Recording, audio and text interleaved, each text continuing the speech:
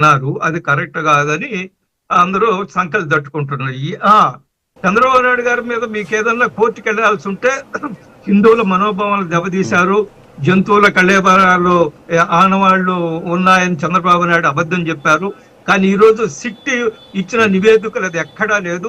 SIT ఇచ్చిన నివేదికలో అసలు నెయ్యే క్వశ్చనే లేదు, నెయ్యి అనేది కనిపించడమే లేదు. సిట్ ఇచ్చిన దాంట్లో 2013 మేము అధికారానికి వచ్చిన తర్వాత ఉన్న కఠిన నిబంధనలన్నీ అన్నిటినీ మార్చేశాము. మా వాళ్ళకి అనుకూలంగా, మా వాళ్ళకి దోచిపెట్టడం కోసం మేము ఈ నిబంధనలు మార్చాము. కానీ అందులో జంతువుల ఆనవాళ్లు లేవు. అది చంద్రబాబు నాయుడు గారి మీద మీరు కోర్టుకి వెళ్ళండి, కేసు ఫైల్ చేయండి, ప్రైవేట్ కేసు అయ్యింది, కోర్టులో ఎవరికి అభ్యంతరం లేదు.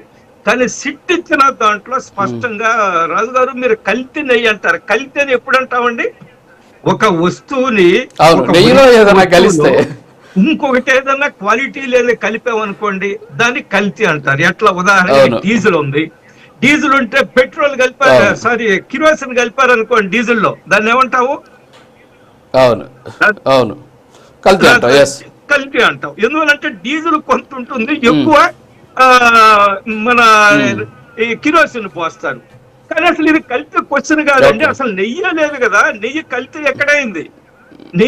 నెయ్యి ఉంటే ఇంకేదో కలిపారు దాంట్లో, దాని క్వాంటిటీ పెంచడం కోసము కలిపారంటే అర్థం ఉంది కల్తీకి.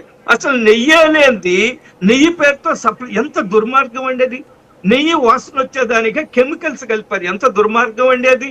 నెయ్యి సుమారు కోట్ల రూపాయలు దిగమింగడం కోసము తీసుకొచ్చి నెయ్యి పేరుతోటి ఈ రోజు ఆ కెమికల్స్ కలిపిన పేరుతోటి బోలే బాబా ఇంకేదో ఎవడెవడి దగ్గర నుంచో తీసుకొచ్చి చాలా స్పష్టంగా ఎవరెవరు కెమికల్స్ ఇచ్చారు, ఎవరు కల్తీ చేశారు, ఎన్ని లక్షల లీటర్లు సప్లై చేశారు, ఎంత దుర్మార్గం చేశారని చాలా స్పష్టంగా ఈరోజు సిట్ రిపోర్ట్ వస్తే చంద్రబాబు నాయుడు చెప్పింది అబద్ధము అని టెంకాయలు కొట్టుకుంటుంటే నేను అదే చెప్తున్నాను.